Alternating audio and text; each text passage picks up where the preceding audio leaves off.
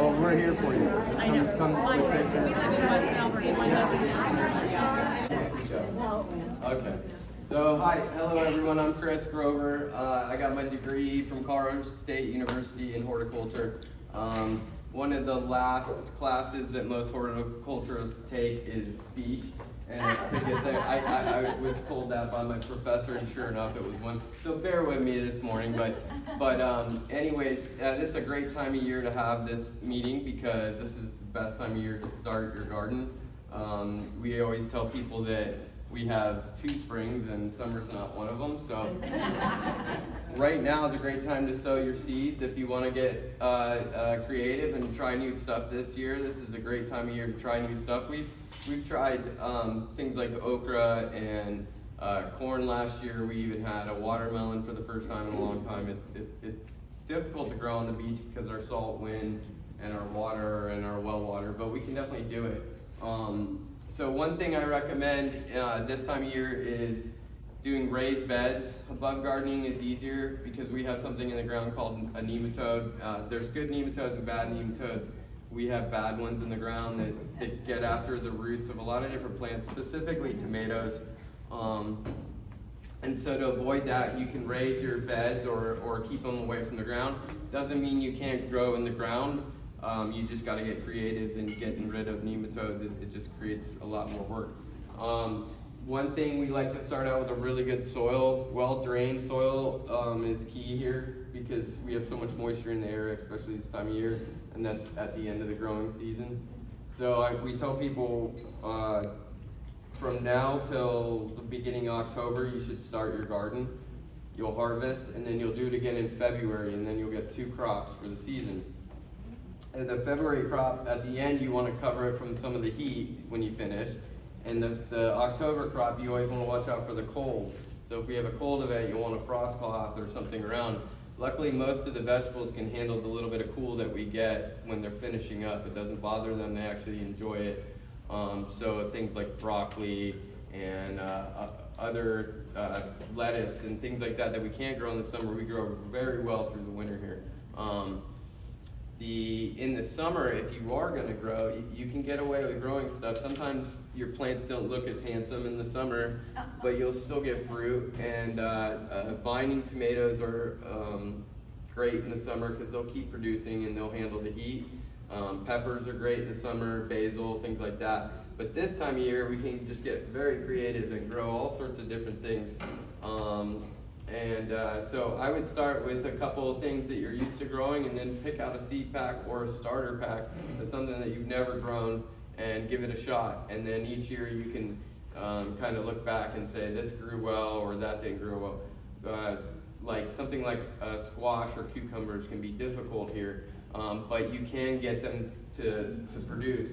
And when you do, you'll be very excited and you'll want to stick to that variety of whatever you got to produce. There's a baseball cucumber we grow that just grows really well. It's shaped like a baseball. And I can grow those all day. And then there's other types of squashes that I just can't grow. I've tried over and over. I get different problems with them. So, take notes. That's always good from year to year. And so we'll start with a good soil. The favorite mix of mine lately has been this Fox Farm. It's got a lot of organic stuff in it, but earthworm castings, crab meal, back guano. So it's got a lot of the composts already mixed in there, so you don't have to add very much to it, and it's clean. There's not going to be any weed seed or bad funk in this bag. And they sell it in a big bag. I brought the small one just to show. We also have been selling some of the Fox Farm. So this is more for, I feel like I've done better in things that like a little more moisture. But things like lettuce have grown well in this and broccoli. But tomatoes and other things I've been doing really well in this. So it's always good to try different soils. Again, my favorite thing is to get well drained. If the plants start rotting, it's because their feet are typically too wet. And a lot of that has to do with it not draining very well.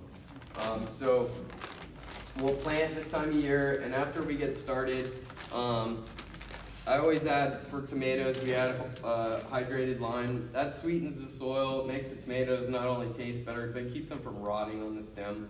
we have a lack of calcium in the water and the soil, and this corrects that. So this prevents them from getting blossom end rot, which is very common. You can also spray calcium on the flower to prevent that from happening. But when I try to reuse my soil, I always try to amend it with a couple new things. So like, you know, the soils can get expensive, but where you get your money out of them is reusing them for a couple years. Or if you buy a cheap potting soil, you typically flip it out and start anew.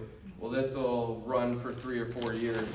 And to keep it fresh, each year I'll add something new to it. One of the things that we like to add are beneficial bacteria. So when I was finishing up college at Colorado State, the soil science guys didn't know what all the bacteria did, but they knew they did something and they knew they were working.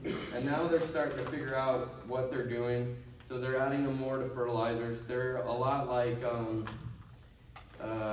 bacillus and glomus or similar types of things they put in yogurt for probiotics and things like that. But they work really well in the soil for keeping the soil alive and in check. You know, we were talking about weeds and things, bad funguses in the soil. These bacteria will eat that up and help with that. And you can also buy, so like a fertilizer like this already has it in it. So when you're looking at your fertilizer, look for something that has those bacteria already in it. And then you don't have to really worry about stuff going on in the soil that's bad. The other thing we'll use is a liquid inoculant. So this has even more bacteria. It's just like a huge list. And you'll mix that with water and pour it in the soil. And with our humid, very humid climate, and we have a lot of sugars from the plants that drip, this stuff lasts for years in the ground. Once you inoculate the ground, it doesn't hurt to reapply it, but you get one application and it really goes to town in there. We've seen this work on lawns too, where people had issues, things like gardenias that have issues with nematodes, things like that. So this has been great. This is just like earthworm tea with the beneficial bacteria in it. So that's a cool concentrate. Always add a little bit of earthworm calcium because that'll help keep the bacteria alive. They propagate and grow well in this stuff. And it also adds a ton of organic material. And then we'll add azomite to keep it long term. So this stuff kind of keeps it fresh for a really long time, not just a short period. So you only need a little bit of this, goes a long way. And so that's how you keep like a garden bed this size going for year after year.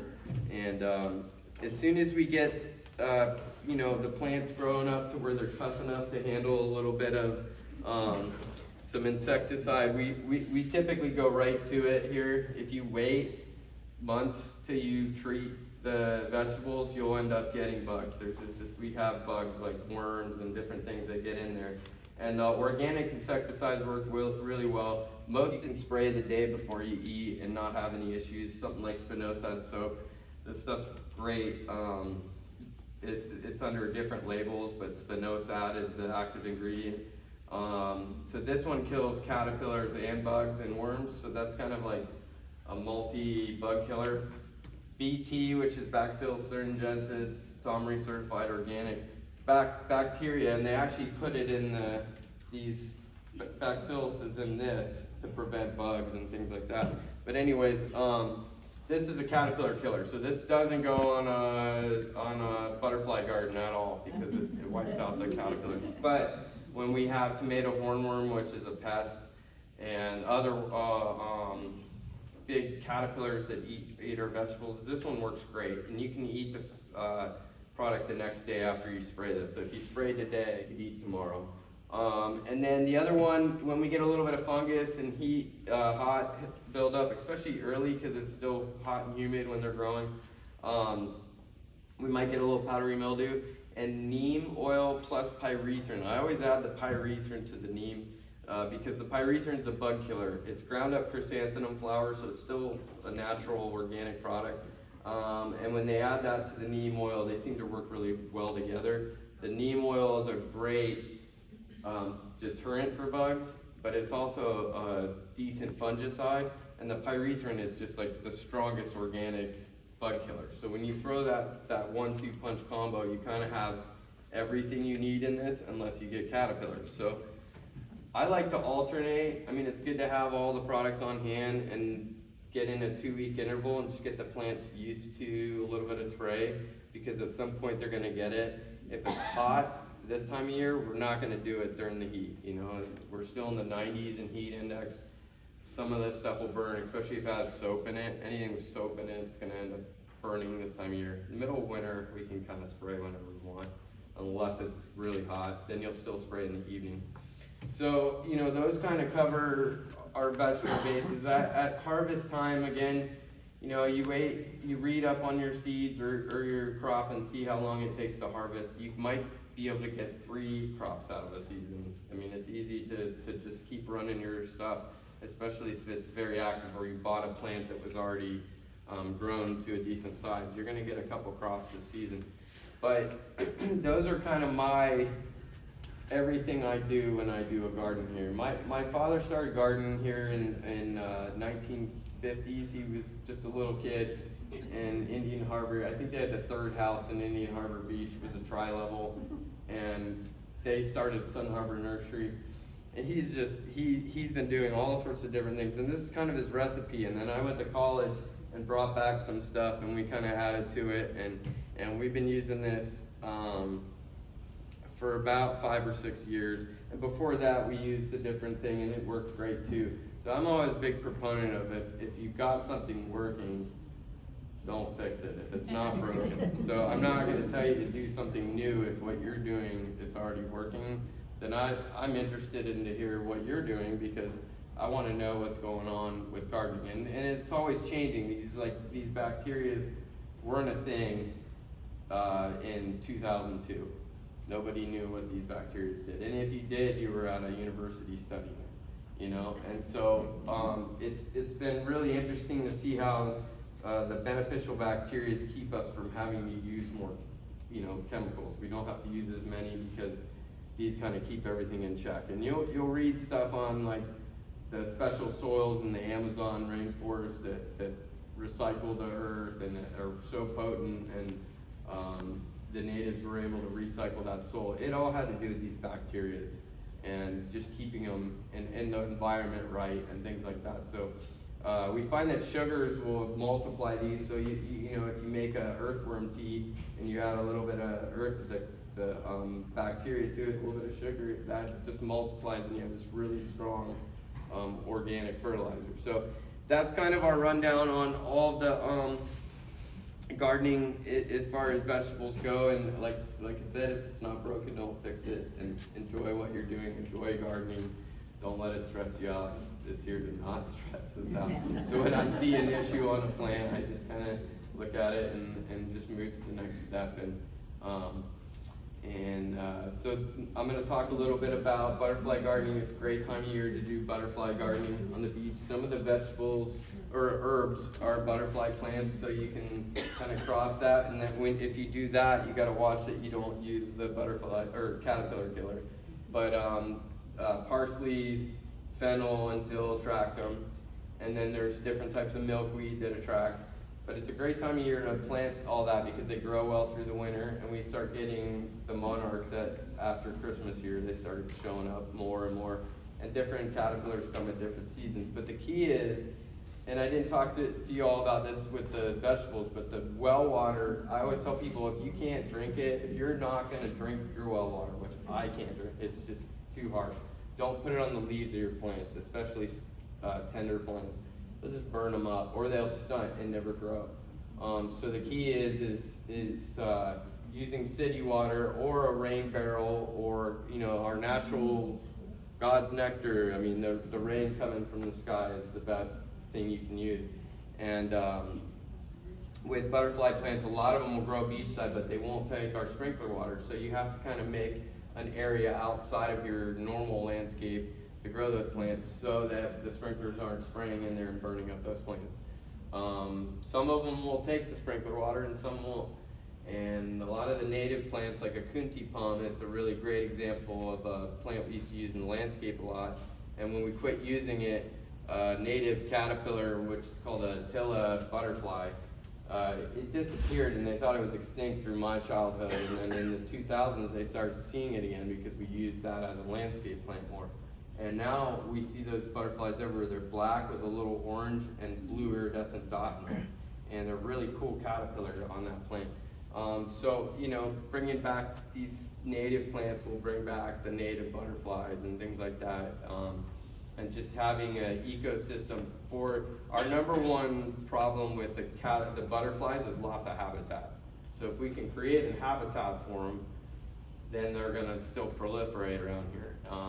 We have, like at the nursery, if I come in early in the morning, it'll remind me of my father, because I'll see 300 or 400 monarchs flying around early in the morning. And we used to have a lot more butterflies back in the day, but Irma and Matthew laid over a bunch of big vines, Dutchman's pipe vine and passion vine that attract them. And so we've had to restart, and those plants are growing now, and we'll start seeing more as the years go. But just keeping an eye, and with gardening and everything on the beach is just, it's nice to have a protected area, because the wind off the ocean is not our friend when it comes to this stuff. And so, like, especially on A1A, the closer you get to A1A, and our nursery property is very close to the ocean, so I have to get very creative to grow a thing like, something like a rose, or even vegetables. We have to put them on the right side of the building and create a microclimate for them just so they can grow, because the salt wind just comes off in October, and you'll hear it when you wake up, just blowing.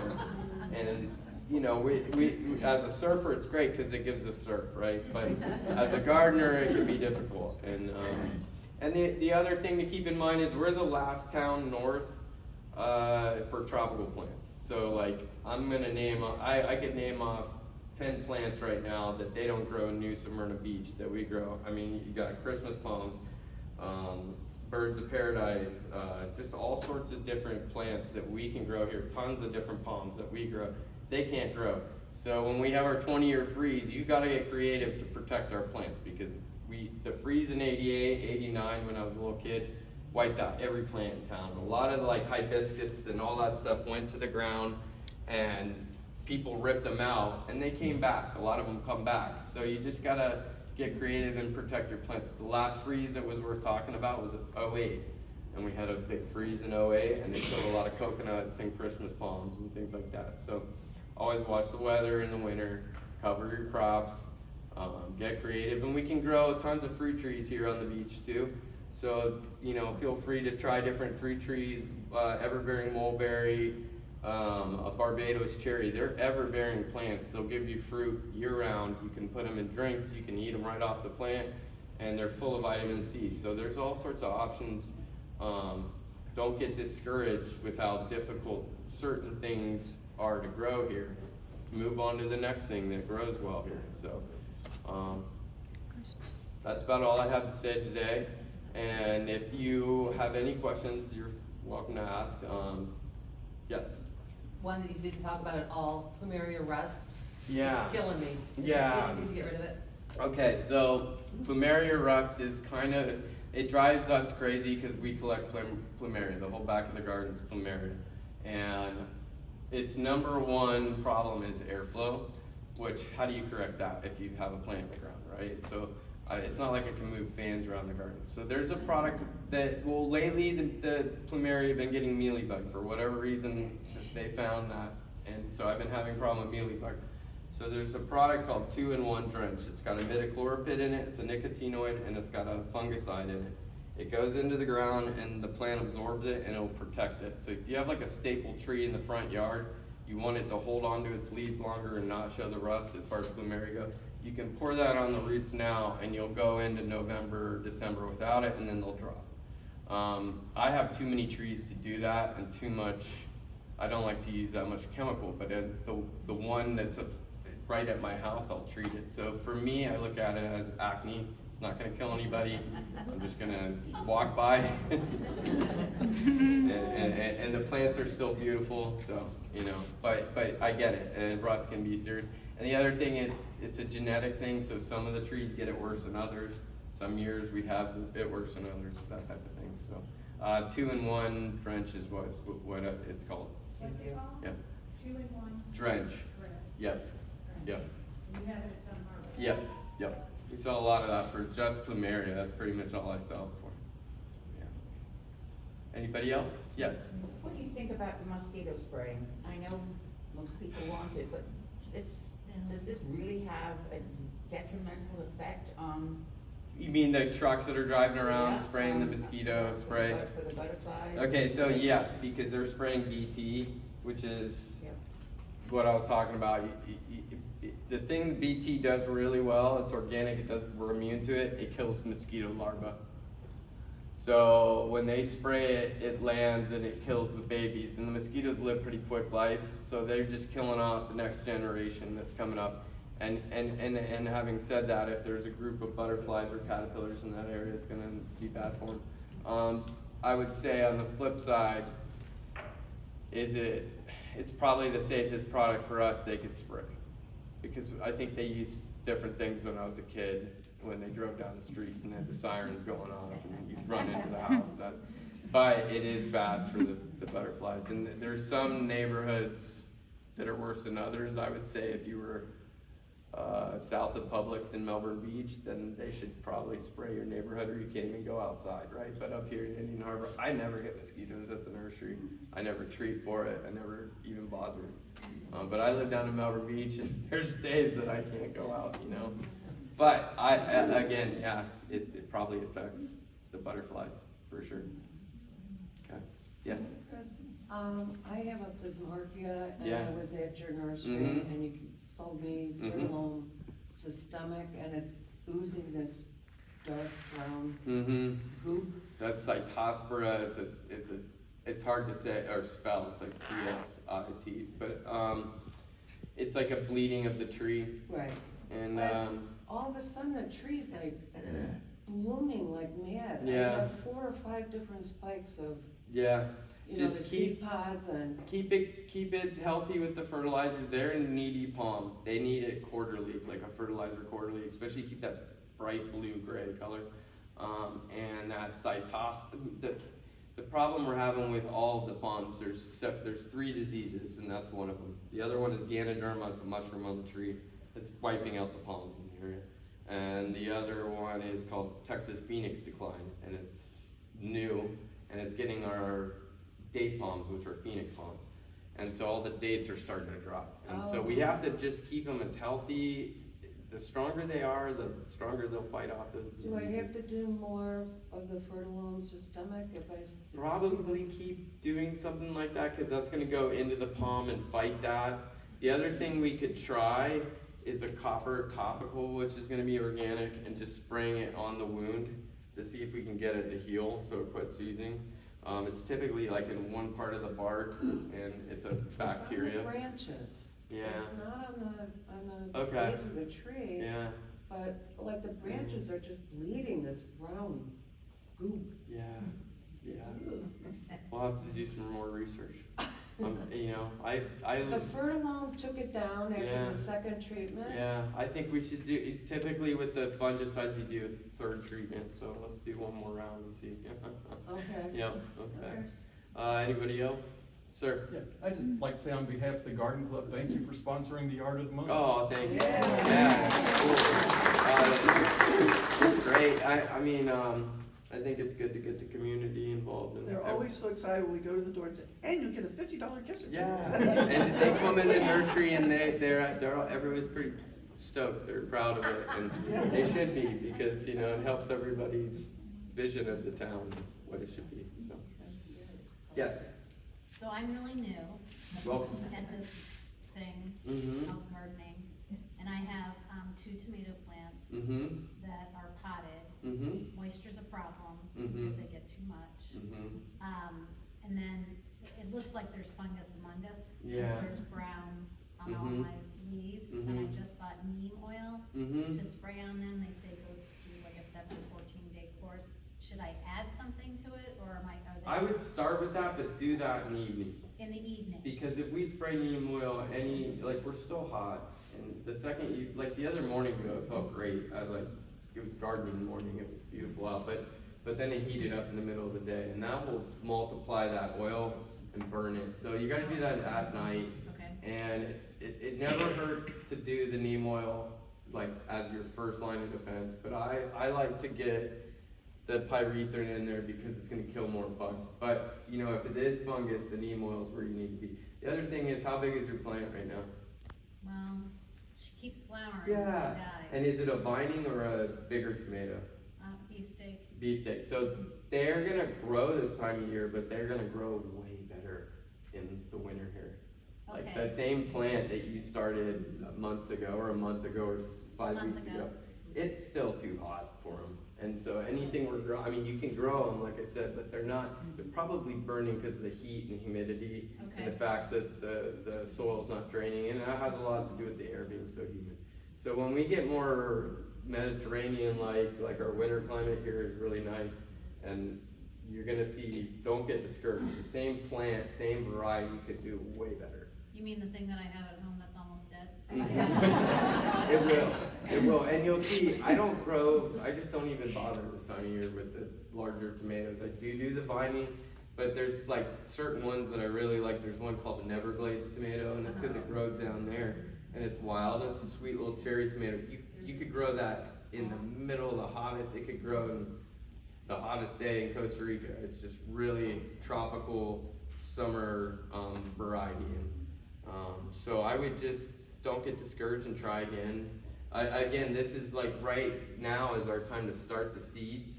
So like October 1st is kind of when I start doing the meat, like the plant you buy one October 1st and try again.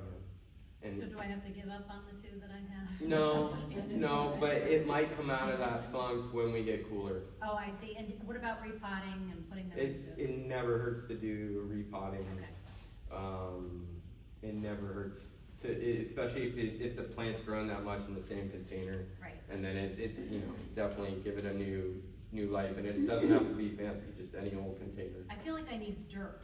Like Yeah, and that's where the dirt, like this is my favorite now because it's got a ton of perlite, which is just like crust pumice rock, and it just drops the water through. You always, if you're gonna water 2 or 3 times a week, this stuff's great, you know? If you're watering twice a week or once a week, this one's fine, but I just like more well drained because we tend to water them, and when sometimes they're overwatered, we Yeah. water them again, and Yeah. so if it's not well drained, it just makes the problem worse.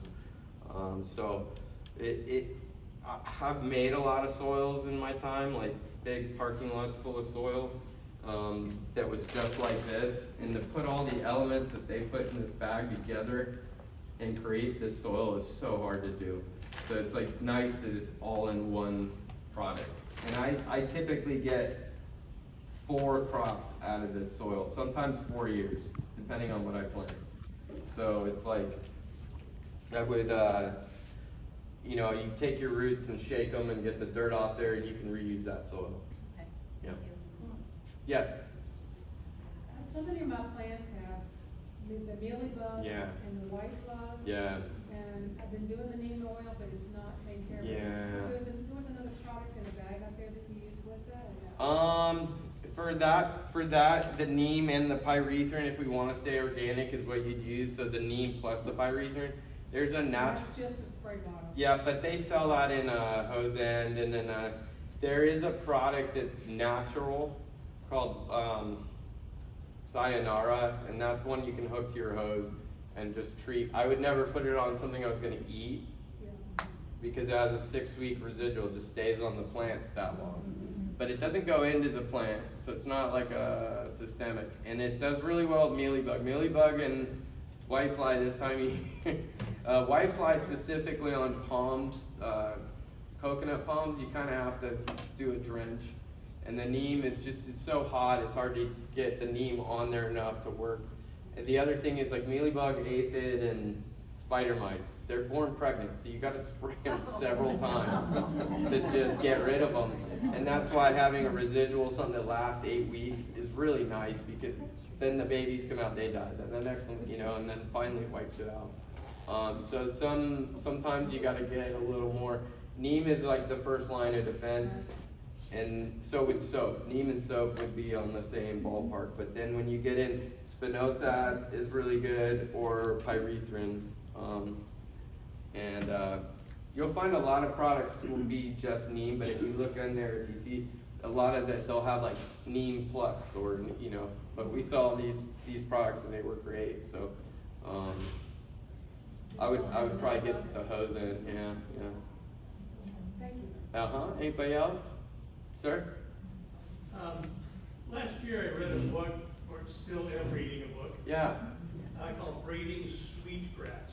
okay, In that, it talks about what the author called the three sisters. Now, this is up in the Northeast. Yeah. Corn, beans, and squash. uh-huh, Obviously not the kind of thing to try and grow here. But Mhm. I'm wondering what the Native Americans in this area would have been growing that we might learn from. papaya.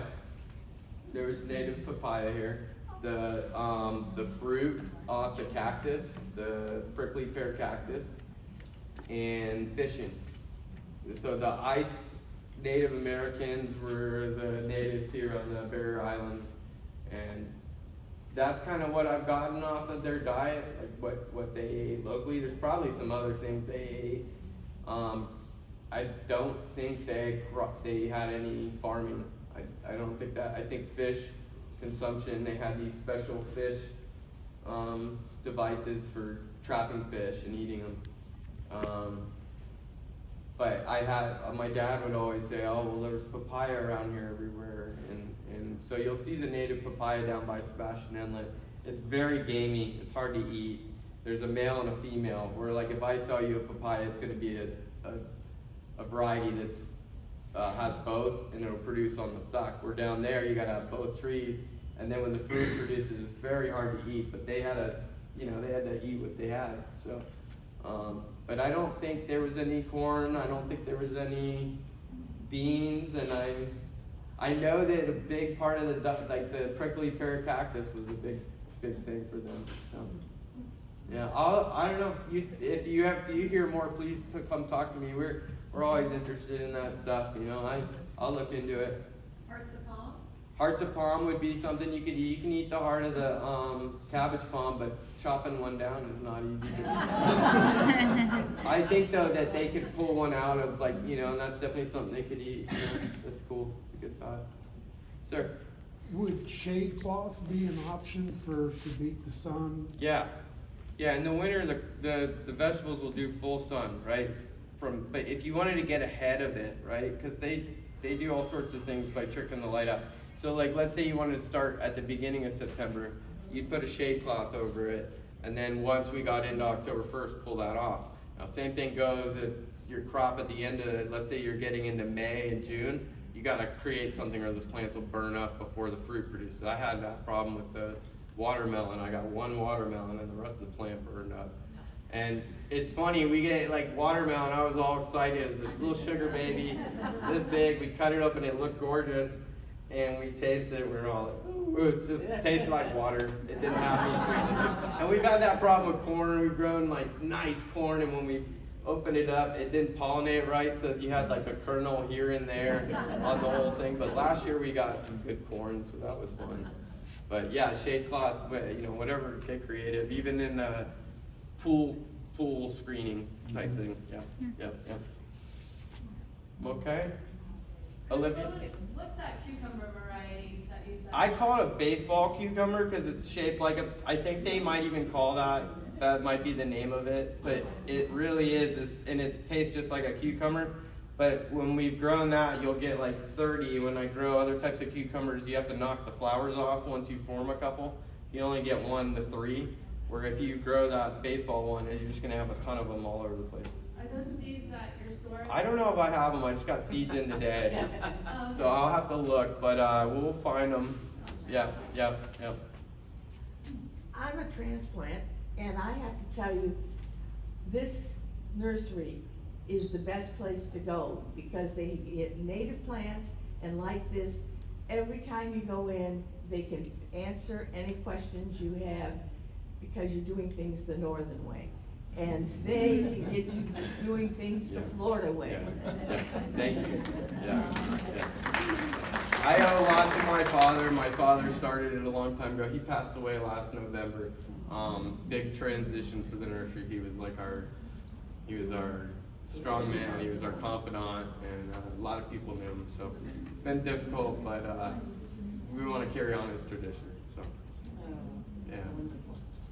okay, Thank you. awesome. Chris. Thank you.